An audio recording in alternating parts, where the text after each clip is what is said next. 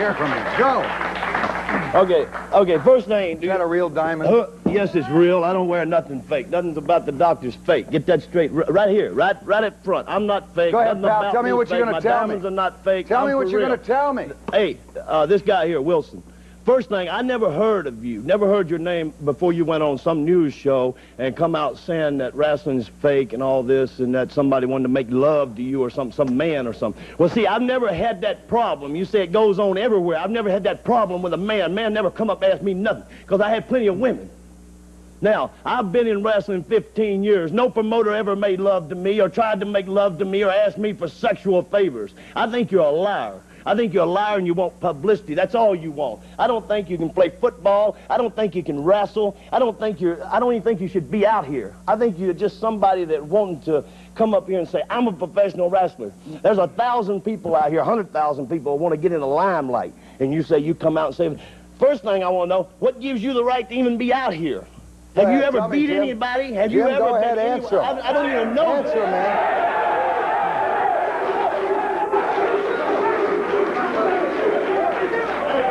Go ahead, Jim. Well, number one, because of my sexual persuasion, and gay? the fact that I didn't want to participate. But he's been in the business 15 years and that never happened to him. How come it happened to you? Hey, maybe he didn't like him. And he's not maybe any prettier than you are. Huh? I guess the promoter didn't like him that way. Did he like you? He must have. Did you kiss him? Did you ever wrestle? Did you ever wrestle? Did I what? Did you wrestle, Jim? Of course I wrestled. Did you win anything? I've wrestled and I've been in the business since 1968. How many matches have you had? Couple thousand. Couple thousand? Dr. D, sounds like... I've never heard of him. You never heard of him? I've never heard of him. Before he went on the news show running his mouth. I wrestled under my own name. All right, let me ask you then. Anyone who watches wrestling knows that with, two big guys colliding in the ring, they can hurt each other. But you say that a promoter forced you to hurt yourself in the ring with a blade job. Now, what is a blade job? Well, it's not a matter... I'm glad it said blade because after your first thing, I was, kind of a job it was. I was told that when I was in Australia, I was overseas, and because I wouldn't go to bed with this guy... Again? Another guy? No, that was the first time. Okay. The first and only time. He told his booker to make me What'd you start say, losing hooker? matches. Did he say hooker? And Did he say hooker? I think he said booker, Doc. Okay, I thought... Do you know what a booker is?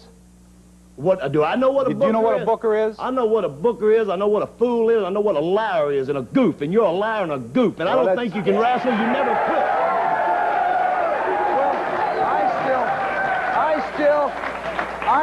Jim, I still don't know what the blade job is. Tell me what that is. A blade job is where they want you to bleed. So you're in the fight, And I told him I wouldn't do it, and he said, you're not What are going you supposed to do, cut yourself with the blade? Right, exactly, to produce the blood.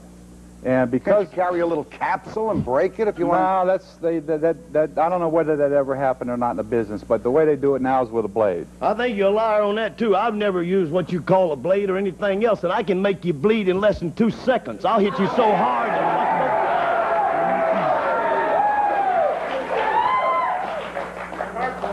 Dave, let me ask you a question. Doctor, you wrestled. Did you ever have the uncontrollable urge to carve yourself up or to cut yourself or to rip your mouth open, do anything? No. Did any promoter ever ask you to do that? I never had to do that. No promoter ever asked you to do that? No promoter ever asked me to do that. Then why is Jim Wilson the only guy that this has ever happened? He's the only guy. No, there's another one, too, a little goof by the name of... In my opinion, you and him probably made love together and come on the show and try to destroy the business because you're not a man. You never have been a man. You never will be a man. Your whole life is ruined, boy. You ought to go out here somewhere on the West Coast. I won't mention the city, but you can go out there and hold hands with whoever you want to. But you climb in the ring, a professional wrestling ring, they'll tie your head up and stick it up your behind and send you on your way. Let me see. Sir, your name? My name's Dennis Carluzzo, and I'm a promoter. All right. And I want to say one thing. For years, wrestling has had that stigma about it with this guy's crying, but it's going to stop you people from going? No. So what are you trying to prove? Here, another thing, let me explain something about this guy's background. You want to expose the business a little bit? Let's talk a term about you. You were nothing but a bottom-of-the-card jobber. You had excuses for not making it in the NFL. You had excuses for not making it in pro wrestling. And you're going to have more excuses when this falls on your face. What are you trying to prove? You're coming out here going on circuit, huh? Well, wait a second. Wait a second. On this show, Jim's damn well entitled to say what he's trying to prove. Go ahead. Well, everybody has an opinion, obviously, and these gentlemen have theirs. This is America. Well, I know all that. Yeah, that's fine. Well, let me ask That's you fine. something. If I could arrange a match between you two guys, would that be all right? Yes, sir. Yes, sir. Yes, sir. Yes. Would you take him on? I'll put up the money. You'll put up the money? Anytime, anytime. No! Right now! Right now. Right now. Right now it's fine. Rummy, I want to go to Paul Dangerously on the telephone.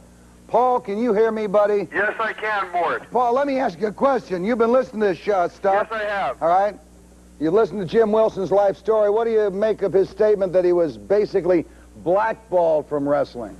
Jim Wilson was blackballed from wrestling, and that is the truth, and I'll tell you why right now. Because he was such a loser, he never drew a dime in his life, and nobody ever wanted to pay to see him. The fact is, Mort, that the wrestling business is exactly like television. If you don't produce ratings, I don't care how good looking you are, I don't care how many cigarettes you smoke, I don't care what producers you sleep with, you're off the air. Jim Walk Wilson easy, could have Paul. fucked with everybody. He never drew a dime, and they said, get out of the business, you're a loser. How much money did you make in wrestling? How much money did you make in wrestling, Jim? I didn't make a lot of money, though. You said you've had a couple thousand matches. Yeah, the best trip that I had was to Australia for $800 a week back in 1973. Ooh. $800 a week in Australia? Right, and they cut that, like I say, when I wouldn't go to bed with the promoter, they wanted... How come I have never, Jim, look at baby, I gotta tell you, pal, you are not that sexually attractive, even... That's right. Why is That's someone right. I want to go to bed with? Hey, like I say, I don't know what turns those people on, you know, those people of that persuasion. I'll tell you what, next we're going to meet the world's strangest man. I think I'll let this man say any damn thing he wants. Stand by. Ted is all business on that bench.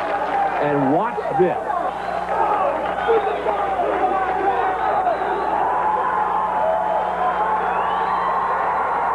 He has done it again. This is truly one of the most electrifying moments in the history of powerlifting. Ted Arshidi has just lifted 705 pounds on the bench.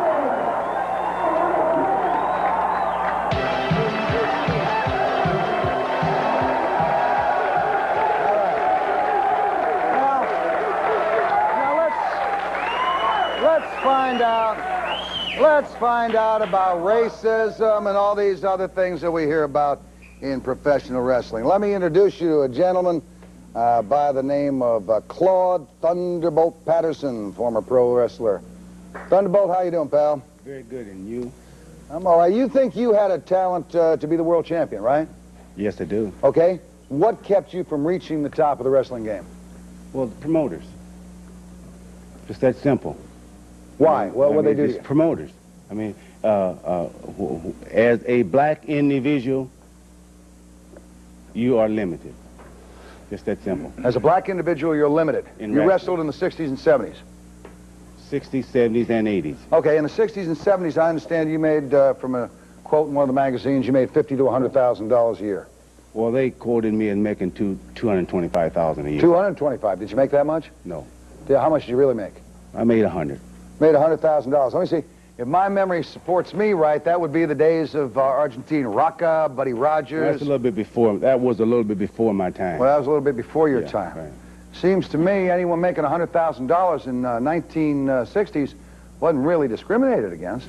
Well, I mean, it's a matter of opinion. You know what I mean? Like. Well, everything's a matter of opinion. Yeah, well, you know, like my whole thing is that I drew money all over the country. I mean, people came to see you. Yes, I worked in a lot of the different places around the country, Yeah. and I drew money.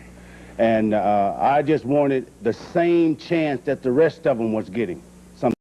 Me, anyone making $100,000 in 1960s wasn't really discriminated against. Well, I mean, it's a matter of opinion. You know what I mean? Like, well, everything's a matter of opinion. Yeah, well, pal. you know, like my whole thing is that I drew money all over the country. I mean, people came to see you. Yes, I worked in a lot of the different places around the country, Yeah. and I drew money. And I just wanted the same chance that the rest of them was getting.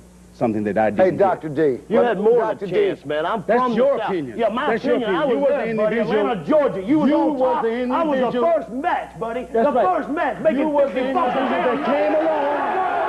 That didn't know.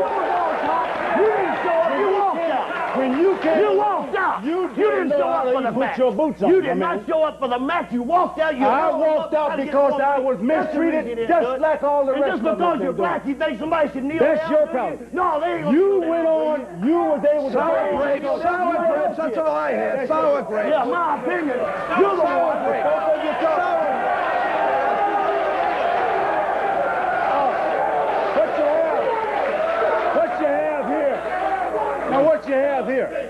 What you have here is, I was the individual.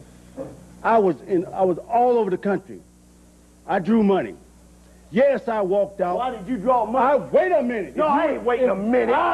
No, you drew money because they give you the top I walked spot. out They give you because a of push. individuals They give you just the chance like to be you. world champion, and you blew it, buddy. Individuals You just blew like it. you. Terry Funk got beat you in individuals Atlanta, Georgia, right in the that middle just of the like ring, him and then you that walked take out. You didn't on want the nothing to do company's with it. side. Just because you're black, you think somebody owes you something. Nobody owes you nothing. Don't nobody owe me nothing. All I need is a chance, and I would have got it myself. Well, why didn't you do it? Because of an individual just like you. I was on the first match that night, baby, Atlanta, Georgia, 1978. And you walked out. You didn't show up. Why Him did I boy, walk that out? was a All right, promoter. You walked out because you wanted to hold him up for more money. Oh, you the liar didn't want to. No, you're the liar. He's a You're liar. a liar. You better lie ever since I knowed you. Just a second, let me hear from him. Why did you walk out? Why did you walk out? Can I say one thing before tell me why you walked I out. walked out because my money wasn't right and they wasn't treating me Whoa, right. Now, you got an you're individual here. right, huh? He just told you that it was his first match in the town. Now, how in the hell did he know so much about it? I kept going, baby. Because I kept he going. was- I worked the first match, and then I was up on top. You The weren't guy's nowhere been in to the be seen. business No, for I long. beat your butt. The guy just paid like his all dues. He paid his dues. What you say? He paid his dues. That's Let me right. ask- I climbed the ladder, baby. I He paid climbed his dues. He just told you. He was working for 50 bucks, 75 bucks every night. $15. Why didn't you stay cool? Why No didn't you money. I worked for 5. I worked for nothing. But I went to the top. I got 18 titles, baby. You have. Let me introduce you to the world's strongest man, all right? Sit and see. World's champion, baby. And as the critics will say tomorrow when they saw him carrying in a 180-pound load of Okay, I'm sure we'll beep that out for you folks. Ted, let me ask you a question. You've competed at the highest levels, all right, of bodybuilding and now wrestling. Have you encountered a prejudice against performers because of the color of their skin? And have you been alert to see if that prejudice is out there? Because there is prejudice. Okay, I'm college educated. All right, let me just drop a few names. Prejudice? No, it's a cop-out, okay? Anybody heard of Tony Atlas? Yeah. All right. Anybody ever heard of S.D. Jones? Yeah. Anybody ever heard of Rocky Johnson? Yeah. I think this guy should have paid attention more in school. You would have been in a better business. Look, Harry, let me explain something to you, muscles. Oh, okay, just because you got muscles, just you 'cause went I got over into the muscles. professional, and I mean, that ain't the whole thing. Okay, you got what's to know the how whole to thing? wrestle a What's the little whole bit. thing? And you got to know how to draw a little money. You called Tony That's right, I Adams, drew him you out. called S.T. Jones, Right. you called individual, just like we have in the country today, that go along with any damn thing that go on. Yeah, but they had the WWF titles. They had the WWF World titles. They go along with anything that They was the WWF World's Heavyweight Tag Team Champions, both of them, buddy. about champions. You didn't make it, they They had a did. chance just like you. They started working out 50 bucks a night. I gave away more than listen to this. Listen to what I'm going to say. I gave away more belts than both of you fellas probably ever had. You are lying. You are a liar yourself, man, because you don't know what the hell you're talking about. You gave away 18. You ain't never gave nothing away. You'll never give nothing away. First place, you ain't never had nothing to give away. On the count of individuals just like you, every system. Come on up here, baby. Come on up here. Come on up here. Come here. Just a minute. Come here. To the microphone. To the microphone. Just a minute, Bob. Right here. Just a minute. Shut up. Let me say something here. I was in a preliminary match in Greenville, South Carolina, when this man was on top, and he wouldn't even talk to me and the captain. He was a hot shot main event guy. Me and the captain got 6 bits. If you don't understand 6 bits, that's $75. And that's what we got. And Thunderbolt Patterson was the main event guy. Come in 10 minutes before showtime. Exactly. And he looked at the preliminary boys, and he said, are they working here tonight? I said, yes, sir. How are you? I shook his hand. I didn't care if he was black, green, yellow, orange, or whatever color he might be. But I had a tough time, and I was happy that Thunderbolt shook hands with me.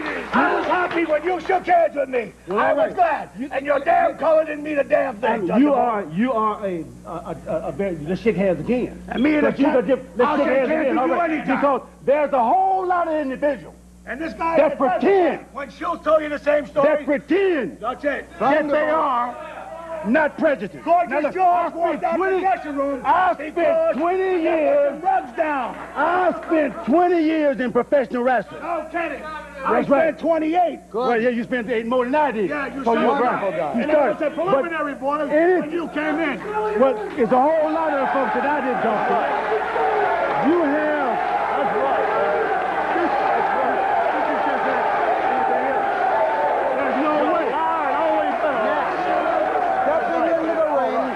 Cindy Lauper's favorite in wrestling today, Captain Lou Albano. Transportation for the Morton Downey Jr. Show, furnished by Redwood Limousine. When in New York, call 212-226-7665.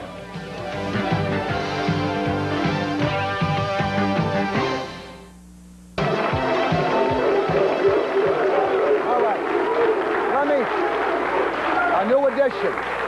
A new edition. Shut up!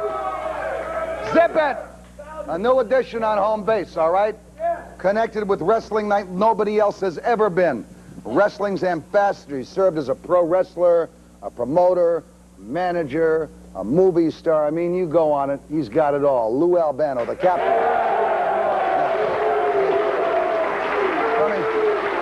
Lou,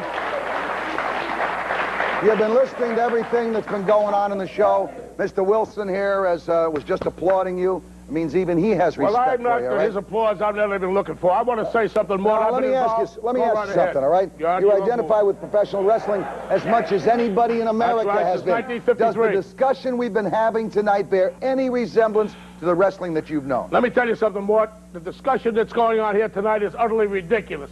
I've been involved in wrestling since 1953.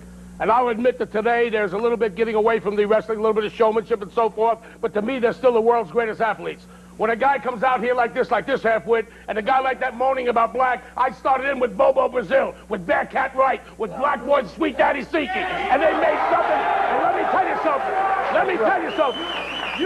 Yeah, go ahead. But look here, you started in with every one of them individuals. You stayed around. Each one of them individuals had to pack their suitcase and leave, but you stayed there and made the money. That's not true. Bearcat Wright wrestled. You just talking a lot of stuff, man. He died. Bearcat Wright died and passed away. He died because he couldn't get a job. Bobo Brazil was used by couldn't get a job, couldn't get booked nowhere. Years ago. Matter of fact, couldn't get. Just a minute, wait a minute, wait there. Wait a minute.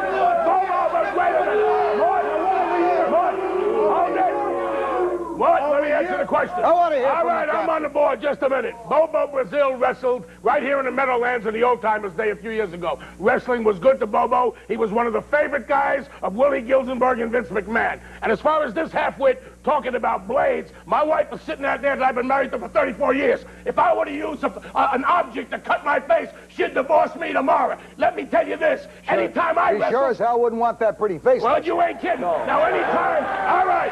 Anytime I wrestle... I drew money. And I just wanted the same chance that the rest of them was getting. Just a minute. Bobo Brazil wrestled right here in the Meadowlands in the Old Timers Day a few years ago. Wrestling was good to Bobo. He was one of the favorite guys of Willie Gilzenberg and Vince McMahon. And as far as this halfwit talking about blades, my wife was sitting out there and I've been married to for 34 years. If I were to use an object to cut my face, she'd divorce me tomorrow. Let me tell you this. Sure. Anytime I wrestle... She sure as hell wouldn't want that pretty face. Well, you ain't kidding. No. Now, anytime... All right. Anytime I wrestled and I got beat, I was beat by a better man. I'll tell you that now. And anytime I got bleeding or blood, it was when I was in a steel cage match and they took my fat face and ran it up against a 12-foot steel cage. That's how I got this. That's how I got that. Not from using nothing. So this man's a liar, and I don't believe it. Let me see. Wait a second.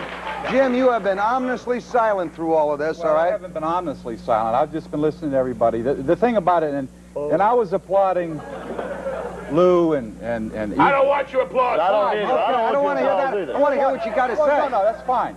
What we're talking about is the money in the business, Mort. That's right. You couldn't draw flies, brother. That's right. Testify, brother. He can't draw flies if you give him... You want to know something, Lord? I was in the business. I wrestled. David, I wrestled for 20 years. I never made no big money because I wasn't that good a wrestler. Then I got in and started managing, and I was manager of 17 tag team champions, 2 Intercontinental and 1 world champion. I didn't make money at that. But as a wrestler, I was still Lou Albano. I wasn't capable of drawing money. I never made the money of the legendary Bruno Sammartino and wrestlers like that. Jim, what are you talking about, money? Jim's got something on his lap here. No, don't read the whole damn thing to me. What is it? No, what I was getting to, Mort, was the money in the business. And the proportionate amount of money that trickles down to the performers is nowhere commensurate to what all of us have been put into. A handout? Is that what you want, a handout? Nobody wants a handout. You want a handout. You want a handout because you airfare, meals, and hotel. David, we'll admit, we want promoters. We admit the promoters. We want to call you more angels, Mort. We'd like the boys to have hospitalization. We'd like to benefit things and all. But there's money out there to be made. If a guy's a good athlete, if he can do it right, he can draw money. There were wrestlers like, again, I mentioned the name of Bruno Sammartino. They got right out there and now they didn't like him. Why? Because he was Italian. He drew money, yet I was Italian. I didn't draw no money. As a wrestler, as a manager, I did my share. All right, so let me there's ask no you a prejudice question. in there. Let me ask you a question. Lou, all right. Let me ask Lou a question. Go ahead. Let's ask the question, all right, that every American who's seen wrestling matches asks. Go ahead. Do you guys know who's going to win before the match starts? Well, I can tell you right now, I made the statement before. Every time I got beat by a better man. I don't know what goes on throughout the entire world of wrestling. I can't say, but what I will say, they're overmatched. You never see a Hulk Hogan up against a Ric Flair. You never see a Bruno Sammartino against a Hulk Hogan. They know now probably David Schultz can whip my tail. So if I go in with David Schultz, he'll just beat me when he can. I don't know of any prearrangement. No one ever came to me and said... Are they sure that Dr. D can whip Jim? Yes, I'm sure. I'm sure. Huh? I'm sure if I were I don't think Jim Wilson's sure. Promoter, I wouldn't have to tell Jim Wilson to lose. Because when Dr. D was ready to beat him, he'd whip him with an inch of his life. That's right, and I can do it now. I'm sure. I'll do it right here in front of everybody. That's the wife right there. Let me go to a lady who's a hell of a lot prettier than you are, right? This is Lou Albano. You want to say something? Four grandchildren, one out of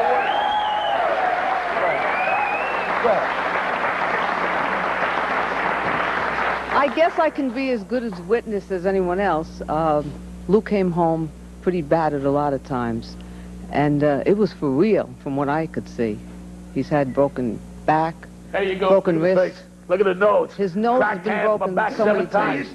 Tell me that's a fake. How many stitches have you had? Over 700 stitches and plastic surgery done, and here's my nose, no bone, my back 3 times, my hand's broken. And let me tell you something, this guy's trying to knock wrestling, but people are still calling. Because I got to, wait a minute, Mort. And that was from promoting. All right, now listen to this. I've got a number right now, 1-900-909 for Lou, and over 125 to 150,000 people a month call me on my line. And David Fernoli right there is the coordinator of that show. On WrestleMania Day, 278,000 people called the line. So the interest is there, and half-foot morons like this, with the brain of a dehydrated BB, if they put his picture in a parakeet like that, are not good enough to win.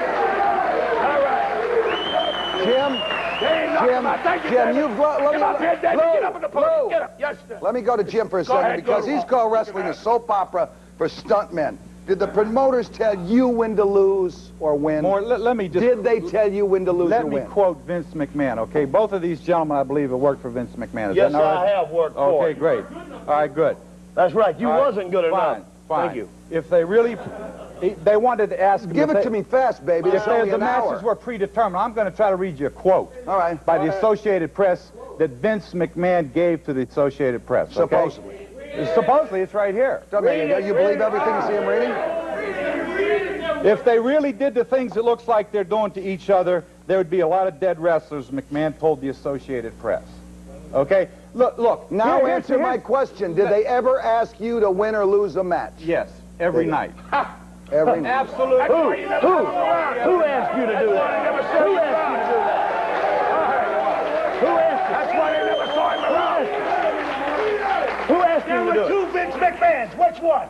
Which one are you talking about? Which one are you talking about? Junior? No, that's a lie. You're a liar. Wait a minute. You're a liar.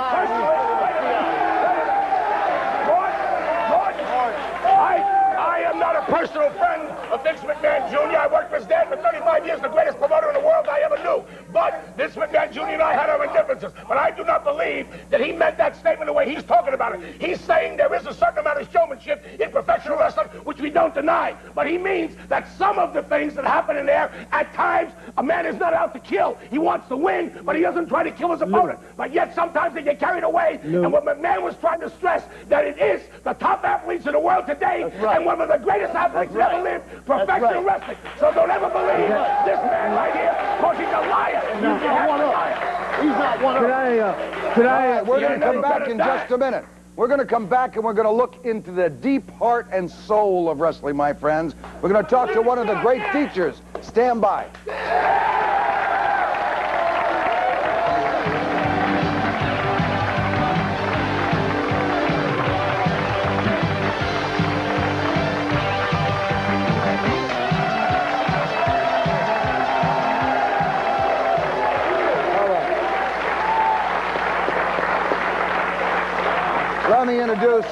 Let me introduce, all right now. Let me introduce a loudmouth number 2, pretty boy Larry Sharp. He's the owner of the Monster Factory. Where some of the best wrestlers are trained. Let me come back to Jim for just a second. You claim that the kingpins of wrestling, like Vince McMahon and TV tycoon Ted Turner, all right, effectively blackball wrestlers who don't play by their rules. Not true. Did they throw you out of the ring? Did they what? Throw you out of the ring? In essence, they did. They kept us out of the ring. And what they did, Mort, in 1974, and T-Bolt and I were together doing this, trying to elevate the position of the performers, number one, which is the bottom line of everything we're talking about. How, Jim? Money and benefits. A shared equity in the billion-dollar-a-year pie that is not being distributed equitably. You want somebody to give you something for nothing again. No, we don't want to How'd you want to share it? By setting up a union? Wait a minute. It wouldn't be a bad idea to have benefits for the boys and stuff like that. But you're not going to go about it the way you're talking about. There's money to be made out there. Maybe they can turn around and take $10 out of each boy's pay as he wrestles and have the promoter match that. Sit down at the bargaining table with the promoter, and maybe there would be benefits for the boys. No, the better idea... How come they threw him out? I can say that to a promoter. How come he can't? The better idea is because we are putting our bodies on the line every night. Whoa. You ain't put your body nowhere. I've been putting my body on the line. You're crying, man. You ain't never done nothing to nobody. This guy's crying. Let me tell you, I went to the top in every league, AWA, NWA, WWF. I've been there. I made the money, and I was kicked out. But you don't hear me out here crying about it. I didn't need no benefits. You're right. I had money. I could buy what I wanted because I was good. I produced, and I did it. And I ain't crying about it. You're the one crying about it. If anyone out here... You piece of that's what you are. You're a piece of and I ain't going to hit you because you're going to sue me. All right, doctor. That's all you are. All right, doctor. Sit down. You're a piece of garbage. All right, doctor. All right, doctor. Sit down. Well, I wish you'd get up. I swear All right, doctor. Sit down. I wish you'd get up. I'll pull your eyeballs out. All right, doctor. Sit down. You hear me? Wait a second. I want to come down here. Okay, doctor. Pretty boy. Pretty boy, now. This is the guy who's trained more wrestlers, all right? More champions in your Monster Factory is what he says. Hey, Doc, look down here a second. I need you, pal. Hey, Doc, come here a second now. Shut up. I All ain't right? your brother. I Don't wanna call ask me you something. brother. I'm not a brother of yours. Indeed. Doctor, go ahead. Indeed, is what he says about McMahon and these other guys, the promoters screwing around with these guys, is this true? Let me tell you something. If there was... Shut up. I All ain't right? your brother. I Don't wanna call ask me you something. brother. I'm not a brother of yours. Indeed. Doctor, go ahead. Indeed, is what he says about McMahon and these other guys, the promoters screwing around with these guys, is this true? Let me tell you something. If there was a union in professional wrestling where a guy had to get up and show some wrestling holds, guys like him would never get in wrestling in the first place. Guys like this guy right here wouldn't get in wrestling in the first place. Because I'm going to tell you why right now. Schultz was in Atlanta. 1975, 1976, I was in Charlotte. You were on top. I was training Tony Atlas. His first week in wrestling, he made $900. I made $4. He got pushed because he was black. You got pushed because you were black, and I was a better wrestler than you, which is reverse discrimination, and I didn't get the job because you were black. The incident that he was talking about Tony Atlas, the reason Tony Atlas made that money, it was because Tony Atlas was their boy. Was their boy? Is he telling the truth? Come on, is he telling the truth? He was a talented athlete. He was a professional bodybuilder, and he wrestled. He was a professional bodybuilder. And I trained him. I know Are what he you was. trying to tell me? Wait a second. Are you trying to tell me that every black man who makes it because he kisses the white man's? That's exactly what he's trying to tell you, but it's a lie. Let me give you some facts about black. I got the largest wrestling school in the world. And Davey Schultz has got a school, and he can tell you, I get 1%. That's one black man out of 100 tries out to be a professional wrestler. Maybe if they had a little bit more guts and intestinal fortitude, they would come down and try out. Wait a second. Is the reason that they don't try out because they know they're not going to get a fair shake? They'll get a fair shake in professional wrestling as they will in any other big business or in any other sport. This guy's crying just like when down in Texas, when Tony Dorsett signed for the biggest contract in the world, Herschel Walker comes in, gets more money, now Dorsett's crying. If he didn't like what he was getting, he shouldn't have took it with or without the other guy. That's a bunch of baloney. Can I say something? Go ahead. No. How about all these guys who are trying out professional football? Spring training, they get cut. You hear them crying? Jim and I, we're here. We're out of place. Yeah, you're right. You're out of place. You're right. You're out of place. You're out of place. I was watching basketball the other night. I didn't see a white man on the court. You don't see me out there hollering president. You don't hear me doing it. Let me finish saying what I'm saying. It's a two-way Because you got this. I'm going to say this here regardless. It's just like Jesse Jackson. Hey, wait a second. We're not going to turn this into a racial circus just because he wants to. No, you're wrong. You're wrong. It's not because I want to. I'm telling you the facts. I'm telling you what happened down the whole line. And when you got individuals like this here, wrestling is a white man's business. Let me say one thing. Go ahead, Doctor. Why don't you tell them about 1970s? Why don't you tell them about when you come out on an interview and you're talking about God was going to the ring with you every night? Why don't you tell them about talking about that all the time? No, I got you wanted somebody give you something. You're black, you don't want to work. You don't want to work. You're just like Wait a second. Doctor, no way anyone's going to indict all the blacks that they don't want to work. That's bull. That's bull. You're right. I got a lot of black friends that work Just a minute, David. Just a minute. You got the blacks. You got the Bobo Bazils. You got the Ernie Ladd. You got the blacks that are good, honest, respectable people. But then you got the renegade blacks. Trying to stop himself, and that's this guy right here. He's the only one getting indicted, and he's bringing it up. I'm telling you, he wasn't worth the job that he had, and he said he worked for $15 a night. He was overpaid. That's right. Mort. Next, we'll let our audience ask some questions and see if we can pin any of these guys down. Slammer, get out here.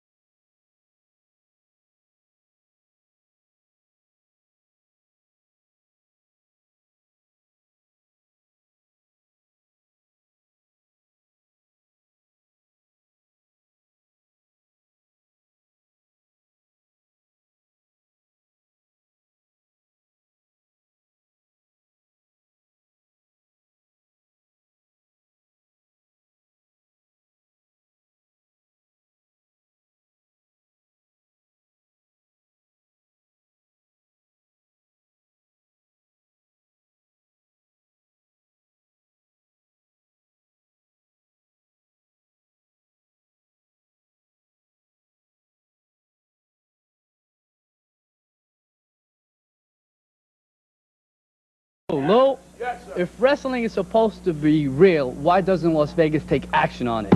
Why doesn't Los Angeles take action on it? They did in the Andre fight. Andre Hogan, they did. There are certain people that take action on it. Certain people call it sports entertainment. Anything you want to say. I say they overmatch, which I do admit to. They overmatch. Another question. Before every match, it's an exhibition. Why? You want to call it an exhibition? There are plenty of matches that go in the ring. Hold on, I got the answer. I played exhibition basketball. It wasn't fair. Football, professional, exhibition football. Let me ask you, man. Wait a minute. We'll be back in just a second. Get this camera on. We'll be back in a minute. Some of the guests of the Morton Downey Jr. show stay at the Meadowlands Hilton Hotel.